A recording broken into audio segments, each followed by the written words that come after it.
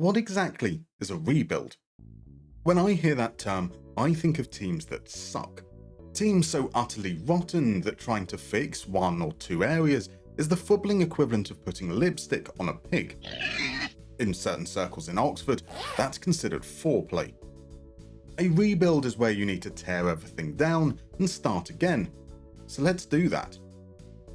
Welcome to the Moneyball Clinic, where I'll be using in-game performance data to analyse the squad, create a simple tactic, and suggest practical transfer targets. I set the game up in real-world mode, with the transfer embargo mod to prevent any signings in the first season. That season was simulated with the intention of taking over a sure-to-be relegated Luton Town. That was the plan, but the title of the video has already told you, we did something else. Luton finished rock bottom, but only just behind Everton. Even without their 6-point PSR penalty, they would have still finished 19th, despite having the 10th highest wage budget in the league. Something's gone horribly wrong. A regular Moneyball clinic would see us look for marginal gains, but here we need something a little more drastic. To help us, we're going to take a look across the pond. The NFL knows a thing or two about rebuilds. The profit-sharing franchise system, the salary cap, and no promotion or relegation creates an environment perfect for it. There's little to no punishment for sucking. In fact, it's incentivized. The draft allows the worst teams to pick up the best players from the next generation. Whilst the environment might not be comparable, we can learn a lot from the NFL about the stages of a rebuild. Demolish, build, finish. Stage 1, we tear it all down. We reduce costs, we accumulate capital. It's time to take one step backwards so we can hopefully take many steps forward. Stage 2, we set the foundations, add new pieces year on year, allow players the time to develop. Stage 3, we swing for the fences. We're looking for those final pieces to take us from solid to sensational. Normally, this would be a 4 or 5 year process. And oh, look at that! FM just so happens to have a 5-year plan. Let's plot those together. Everton's board appears to be content with just surviving once we return to the Premier League. That's not ambitious enough, so let's update those objectives in line with our rebuild. Today, we'll be focusing on Stage 1. Let the demolition begin. Now this would normally be the stage where I assess the squad, but that's completely moot. Who stays and who goes will largely be dictated by what they earn.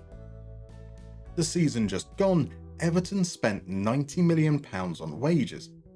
By comparison, teams in the Championship spend, on average, £18.5 million. That is 5 times less. We're not going to cut the wage bill by that much. I don't think it's even possible.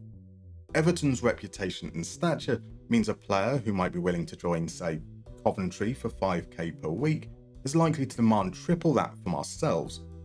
Nevertheless, we want to get it as low as we can. So, however arbitrary, I'm aiming for £500k per week. The more we save now, the more we can spend later. For context, Everton's top 5 earners, Jordan Pickford, Dominic Calvert-Lewin, Abdoulaye Doucouré, Dele Alli, and James Tarkowski earn a combined £615k per week. That's not what they'd earn in the Championship, however. Every single player has some form of relegation wage drop, either 25% or 45%. Dele Alli's contract is due to expire, and along with Ashley Young and Seamus Coleman, he'll be allowed to walk out the door. Jack Harrison and Arnott Danjuma's loans will come to an end.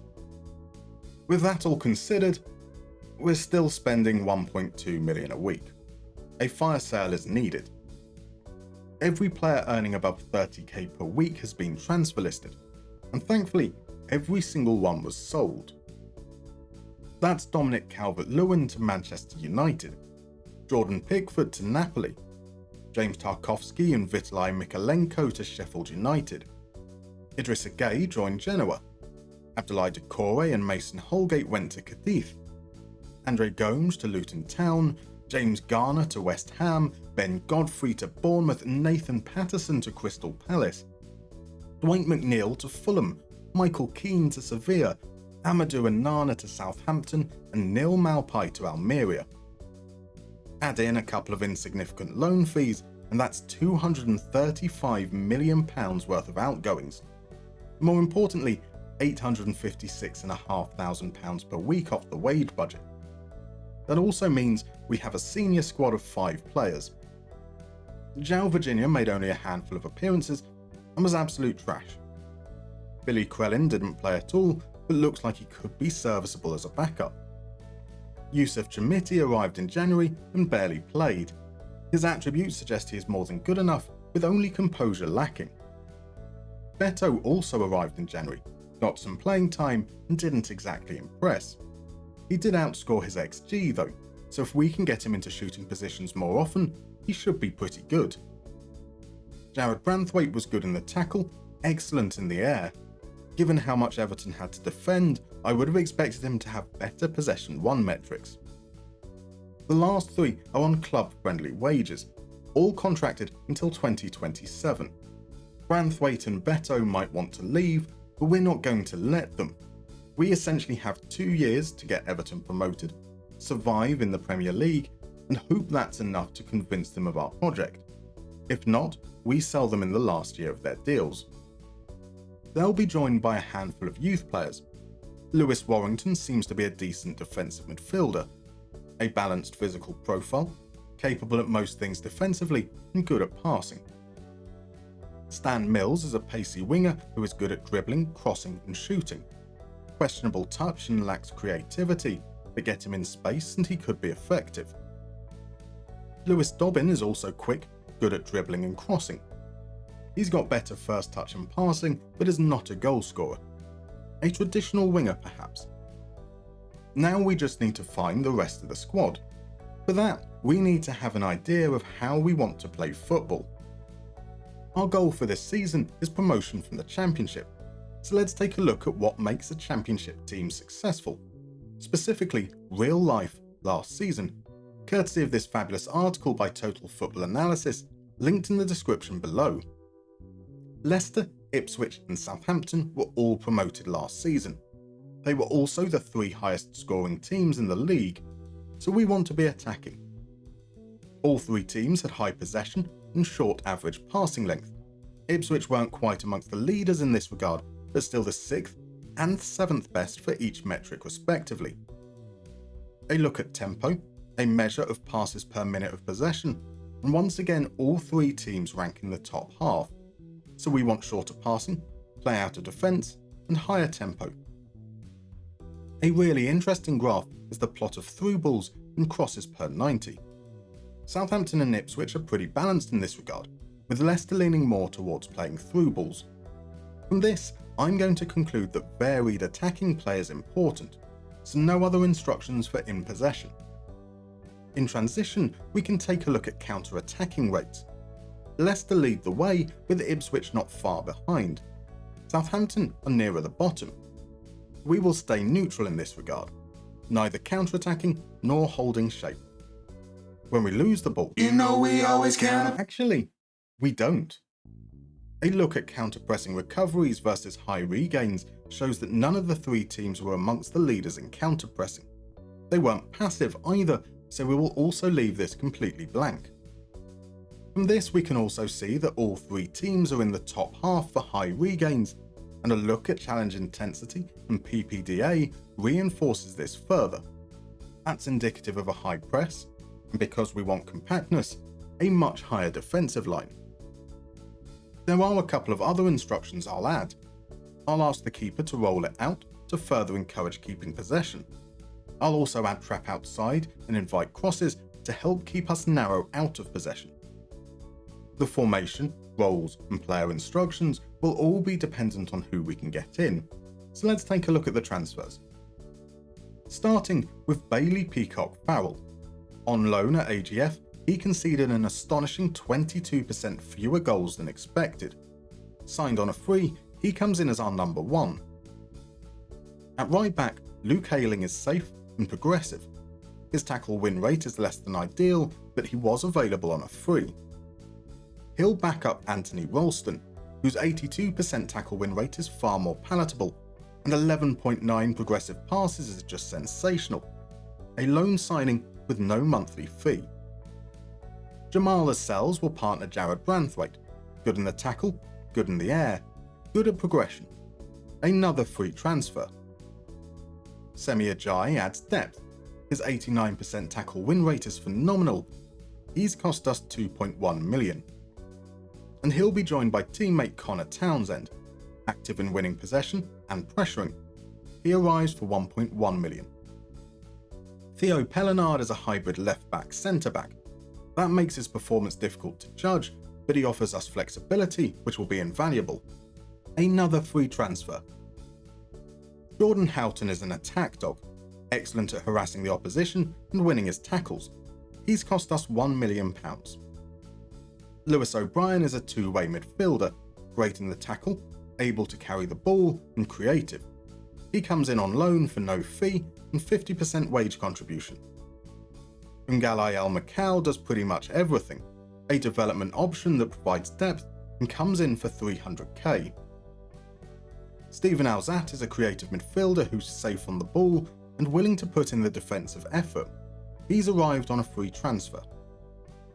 Scott Twine is our marquee signing, an attacking midfielder who can play anywhere across the front line and has proven to be an effective goal scorer whilst also protecting the ball. 6.75 million is a lot, but he has resale value. Even Cavallero brings dribbling and creativity. Another who is safe on the ball, another who is free. A common theme in these signings is safety. That's deliberate.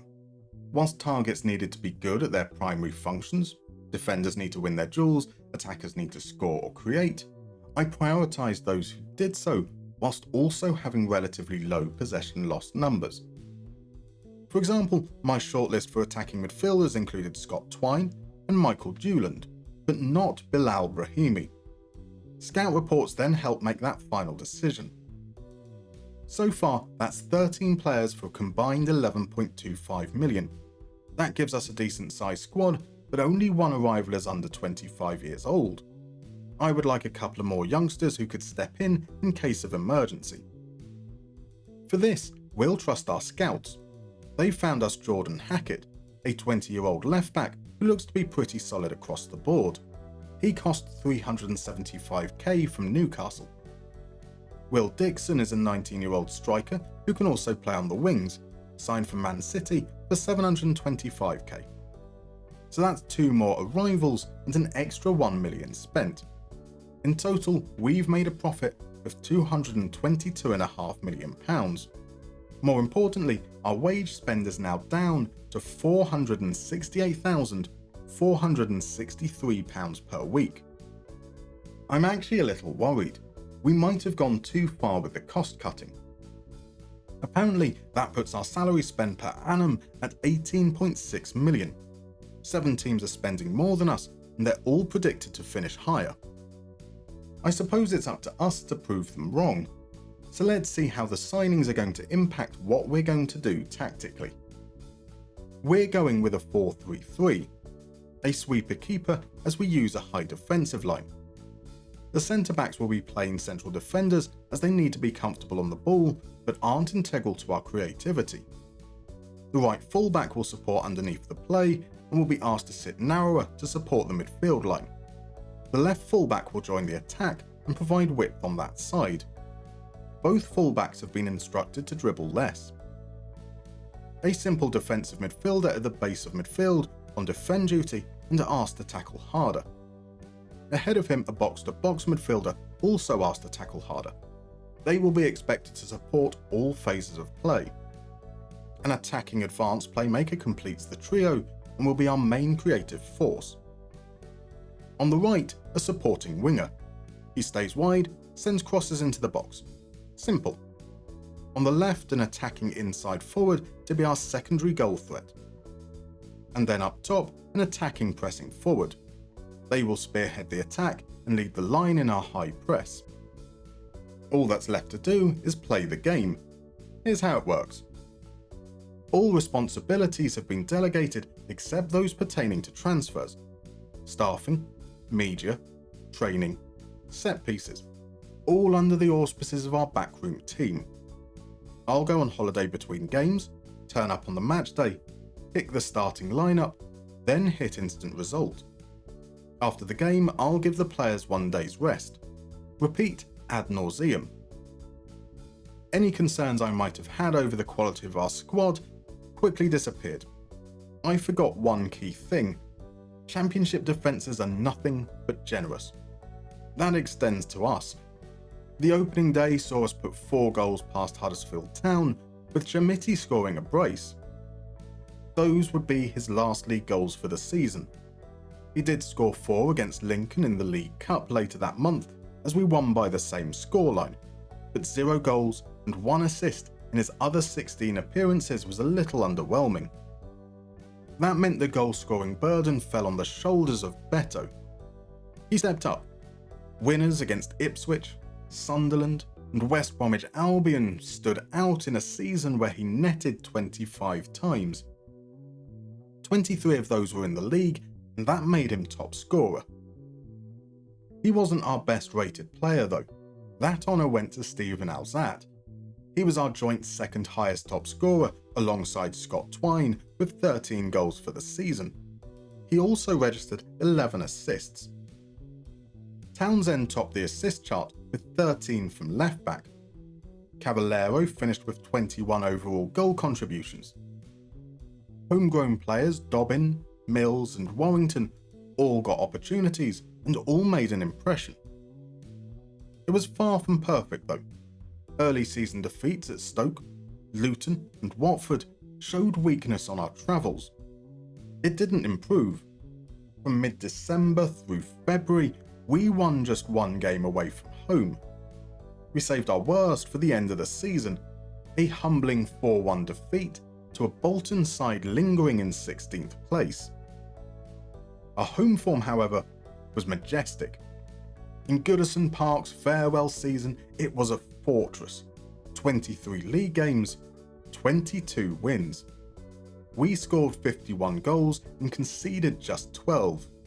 It was only fitting that we lifted the league trophy after a 3-0 home demolition of Birmingham City.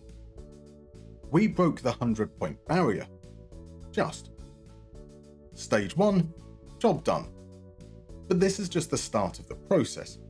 In the next episode, we'll take a deep dive into player performance and identify how we can adapt to survive in the Premier League. If you enjoyed this video, please consider leaving a like or maybe even subscribing. And if you want to support the channel further, there is now a Patreon linked in the description below, where you can join these wonderful folks currently adorning your screen. See you next time.